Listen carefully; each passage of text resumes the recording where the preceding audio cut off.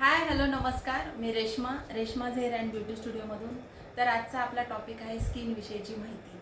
तर मला हे सांगायचं आहे की प्रत्येक ब्युटिशियनला स्किन विषयीची माहिती असणं गरजेचं आहे, कारण ती ब्युटिशियन स्किनवरतीच काम करत असते. तर पहिली गोष्ट म्हणजे स्किन बनते कशी. तर स्किन बनते ती म्हणजे धर्मग्रंथी, तैलग्रंथी आणि रक्तवाहिन्या या सर्वांना मिळून बनते ती म्हणजे स्किन.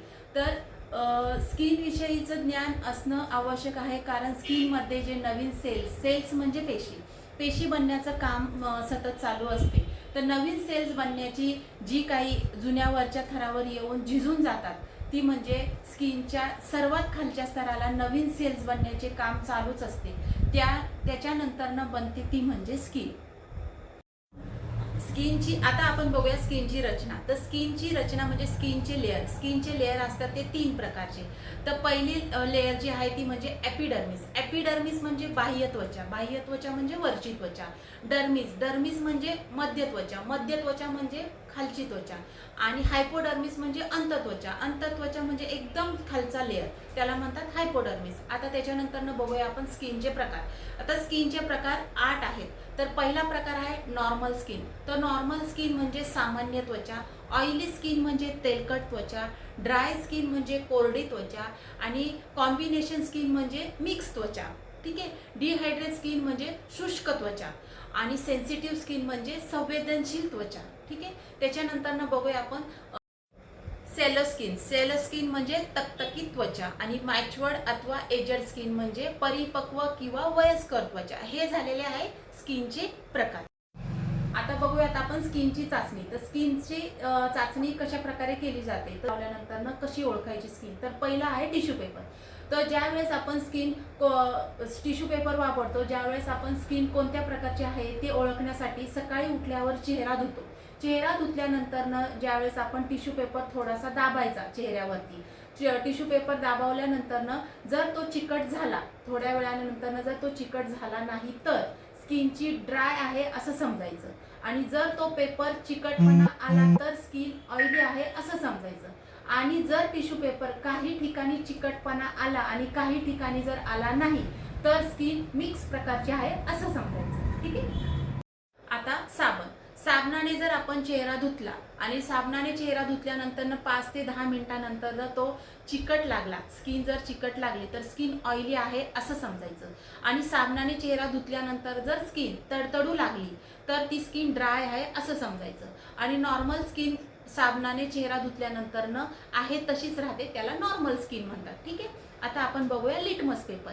तर लिटमस पेपर चेहऱ्यावर ब्लू लिटमस पेपर ठेवल्यानंतर जर लिटमस पेपरचा रंग रेड झाला तर स्किन ड्राय आहे असं समजायचं. आणि जर रेड लिटमस पेपर जर रंग बदलला, त्याचा ब्लू झाला तर स्किन ऑइली आहे असं समजायचं. स्किन जर नॉर्मल असेल तर लिटमस पेपरचा रंग बदलत नाही.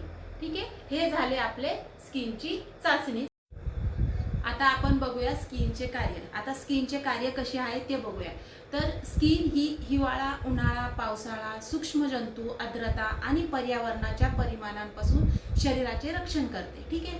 शरीराचे रक्षण करते. त्याच्यानंतर स्किनचे शरीराचे तापमान नियमित ठेवण्यासाठी खूपच महत्त्वाचे आहे. स्किन जी आहे ती शरीराचं तापमान ओळखण्यासाठी किंवा त्याचं ठेवण करण्यासाठी स्किन ही खूप महत्त्वाचे काम करून शरीरातील तापमान खूप एकसारखे ठेवते. ठीक आहे. त्याच्यानंतर बघूयात स्किन शरीरातील क्षार आणि इतर अशुद्ध द्रव्य घामावाटे बाहेर काढते. म्हणजे स्किन शरीरातील वाटे बाहेर टाकते. आता स्किनच्या सर्वात वरच्या लेअर खाली पुष्कळ ज्ञानजंतू असतात. सर्वात वरच्या लेअर खाली म्हणजे पहिला लेअर, त्याच्या खालचा जो असतो घटक त्याला ज्ञानजंतू असं म्हणतात, जे आपल्याला थंड गरम वेदना, वजन वगैरेचे ज्ञान करवतात. ठीक आहे. त्याच्यानंतर बघूया नॉर्मल स्किनचे मध्य. नॉर्मल स्किनमध्ये ॲसिड अल्काईन असते. नॉर्मल स्किन जी असते त्याच्यामध्ये काय असते की ॲसिड असते, अल्काईन असते. त्यामुळे काय होतं, ॲसिडचे प्रमाण थोडं अधिक असते. त्यामुळे स्किनवर सूक्ष्मजंतू हानिकारक परिणाम होऊन देत नाही. ठीक आहे. म्हणजे काय की नॉर्मल स्किनमध्ये जे ॲसिड आणि अल्काईन जे असते त्यामुळं आपल्या स्किनला सूक्ष्मजंतूंपासून त्याचा परिणाम हानिकारक होऊन देत नाही. हे झाले स्किनचे कार्य. ठीक आहे. आता आपण बघूया पुढचा पार्ट. आता आपण स्किनची विषयी माहिती बघितली, स्किनचे कार्य बघितले, स्किनचे तुम्हाला लेयर बघितले, स्किन कशी बनते ते बघितले, स्किनचे प्रकार बघितले. आता आपण बघूया स्किनचे प्रॉब्लेम. तर स्किनचे खूप सारे प्रॉब्लेम असतात की स्किनवरती ब्लॅकेट्स कसे येतात, स्किनवरती व्हाईटेट्स कसे येतात, स्किनवरती म्हणजे फोडी येतात किंवा पिंपल्स म्हणतात आपल्या भाषेमध्ये, किंवा ॲलर्जी होते स्किनला, फ्रेकल्स होतात किंवा पिगमेंटेशन होतात. हे जे काही प्रॉब्लेम आहेत ते आपण आता बघूयात. आता पहिलं बघूयात की ब्लॅकेट्स. तर ब्लॅकेट्स कसे होतात, तर स्किनच्या रंध्रांमध्ये सिवम जमल्यामुळे ब्लॅकेट्स होतात. सिवम नावाचा जो घटक आहे, जो विषाणू आहे, तो स्किनच्या रंध्रांमध्ये जर मिक्स झाल्यामुळे ब्लॅकेट्स होतात. त्यांना बरे करता येत नाहीत कारण ते स्किनच्या प्रकारांवरती अवलंबून असतात. आता सेकंड आहे की व्हाईटेट्स. तर व्हाईटेट्स कसे होतात, तर व्हाईटेट हा सिबम नावाच्या श्रावांमुळे बंद झालेल्या रंध्रांमुळे व्हाईटेट्स होतात.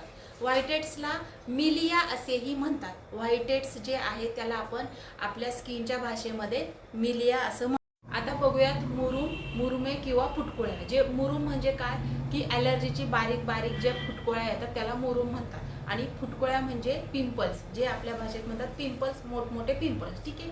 तर ऑइली स्किन मुळे तारुण्यातील हा एक सामान्य प्रॉब्लेम आहे. ज्या मुली आहेत, कॉलेजला जातात किंवा ज्या टीन इयरच्या मुली आहेत, त्यांना ऑइली स्किन असते आणि त्यांना हा पिंपलचा खूप जास्त प्रमाणामध्ये प्रॉब्लेम्स असतात. ॲलर्जीची कारणे खूप सारे आहेत, तर ते काय अजून शोधता आलेली नाही आहेत. ठीक आहे. ॲलर्जी कशाने होते, काय होती, कुठल्या कारणांमुळे होते. ठीक आहे. तर ॲलर्जी होण्याच्या कारणांमध्ये काय काय असतं, तर पहिली गोष्ट म्हणजे अन्न, जे तुम्ही काय खाता त्याच्यामुळे होऊ शकते, किंवा स्पर्श, कुणी तुम्हाला टच केलं, कुणाच्या याच्यामध्ये जर तुम्ही आले तर त्याच्यामुळंही ॲलर्जी होऊ शकते.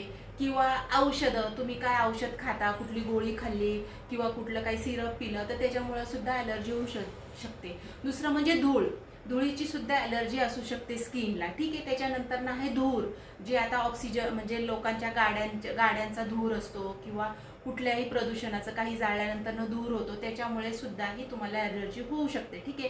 हे झाले केमिकल. हे केमिकल असल्यामुळे, ह्या बऱ्याचशा कारणांमुळे समावेश असल्यामुळे आपल्या स्किनला ॲलर्जी होऊ शकते. ठीक आहे. आता दुसरं घेऊया फ्रेकल्स म्हणजे काय, तर फ्रेकल्स म्हणजे सूर्यकिरणांमुळे त्याचे जे किरण असतात, सूर्याचे जे किरण असतात ते आपल्या स्किनवरती पडल्यामुळे डार्क ब्राऊनचे टिपके पडतात. छोटे छोटे डार्क ब्राऊन कलरचे जे छोटे छोटे चेहऱ्यावरती आपले टिपके पडतात त्याला फ्रेकल्स असे म्हणतात. ठीक आहे.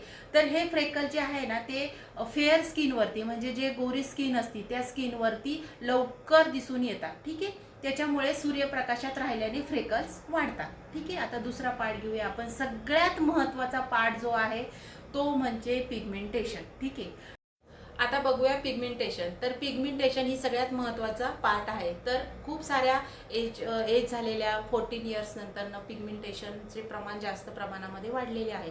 तर स्किनमधील जे मेलेनियम जो घटक आहे त्याच्या बदलाव झाल्यानंतर आणि स्किनमधील आंतरिक फेरफारांमुळे पिगमेंटेशन होते. ठीक आहे. तर पिगमेंटेशनचे असे खूप सारे प्रॉब्लेम आहेत, ज्यांचे हार्मोन इम्बॅलन्स होतात, जे उन्हामध्ये जास्त प्रमाणामध्ये फिरतात, तर त्याच्यामुळे मेलेनियम नावाचा बदल होतो. मेलेनियम नावाचा जो घटक आहे तो स्किनमध्ये त्याच्यामध्ये बदल होतो. त्याच्यामुळे आपल्या चेहऱ्यावरती, स्किनवरती पिगमेंटेशन होतात. पुढचा पार्ट आहे आता अंडर आय. तर अंडर आय सर्कल जे असतात, ज्यांना हा प्रॉब्लेम बरीच कारणे आहेत. तर त्यापैकी पहिलं कारण म्हणजे अधुरी झोप. ज्यांची झोप पूर्ण होत नाही त्यामुळे त्यांना डार्क सर्कल जास्त प्रमाणामध्ये वाढतं. दुसरं म्हणजे कारण आहे की विटॅमिनची कमी. विटॅमिनची जरी कमी असेल तरी पण तुमच्या डोळ्यांवरती डार्क सर्कल येतात. तिसरं म्हणजे मानसिक तणाव. मानसिक तणाव म्हणजे ज्यांना खूप टेन्शन आहे, जे खूप विचार करतात, जे खूप आजारपणामधून निघाले असेल तर त्यामुळे सुद्धा डार्क सर्कल होतात. तर डार्क सर्कल होण्याचे बरेचसे कारण आहेत, त्यातले हे तुम्हाला कारण सांगितले, त्याच्यामुळे अंडर आय सर्कल होतात. तर पुढचा भाग घेऊयात आपण कोड. तो कोड हे स्किनमध्ये मेलेनियमचा, जसं मी तुम्हाला सांगितलं मेलेनियमचा जो घटक आहे, जो विषाणू आहे, त्यामुळे सुद्धा कमी अथवा दोष म्हणजे तो मेलेनियमचा जर घटक कमी झाला किंवा त्याच्यामध्ये काही दोष निघाला असल्यास त्यांनी सुद्धा हा रोग होतो. ठीक आहे. तो कोड हा स्किनवर पांढऱ्या डागांच्या रूपाने दिसते. हे डाग हळूहळू वाढतात. ठीक आहे. आता दुसरं आहे चामखीळ. तर चामखीळीचे प्रमाण सुद्धा खूप लोकांच्या, खूप बायकांच्या चेहऱ्यावरती, जेंट्सच्या चेहऱ्यावरती सुद्धा होतात. तर स्किन हा ॲपिडर्मिस नावाचा जो घटक तुम्हाला सांगितला, जो लेअर तुम्हाला सांगितला, तर त्या ॲपिडर्मिसच्या प्रमाण जास्त जरी झालं, त्याची उष्णता वाढल्यास, तसेच विशिष्ट विषाणू म्हणजे खूप सारे विषाणू जे होतात त्याच्यामुळे सुद्धा चामखीळ होण्याची शक्यता असते. याच्यावरती सुद्धा वैद्यकीय इलाज होऊ शकतात. ठीक आहे. त्याच्यापैकी हा एक मी तुम्हाला सांगितलं चामखीळ कशाने होते ते म्हणजे ॲपिडर्मिसचा जो घटक आहे तो कमी जास्त जर स्किनमध्ये जर झाला, त्याची जर उष्णता जर वाढली, तर त्याने चामखीळ होऊ शकते.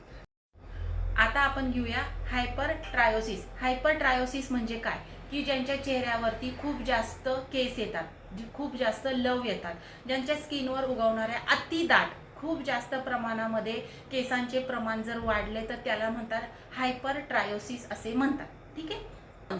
म्हणजे ज्यांच्या शरीरातले हार्मोन्स चेंज होतात, ग्रंथी, असंतुलितपणा. ठीक आहे.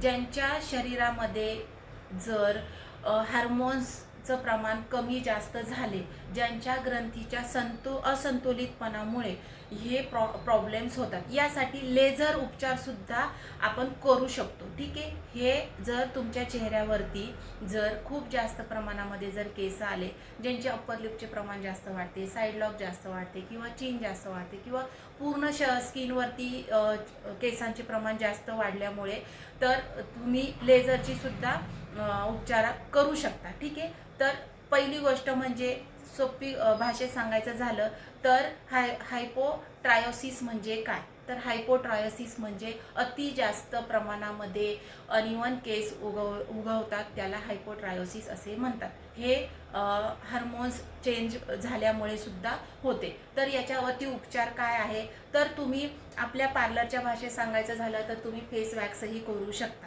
ठीक आहे. दुसरी गोष्ट म्हणजे तुम्हाला जर कायमचाच इलाज पाहिजे असेल, तर तुम्ही हा लेझरची प्रक्रिया करून सुद्धा हे केसांचे प्रमाण कमी करू शकतो. ठीक आहे. हे झालं स्किन विषयीची माहिती. स्किन विषयीचे सगळं काही तुम्हाला प्रॉब्लेम सांगितले, त्याचे चांगलं पण सांगितलं, किती लेअरने स्किन बनते, स्किन कशाप्रमाणे बनते, हे तुम्हाला सगळं ह्या व्हिडिओमध्ये आता आपण बघितलं आहे स्किन विषयीची माहिती.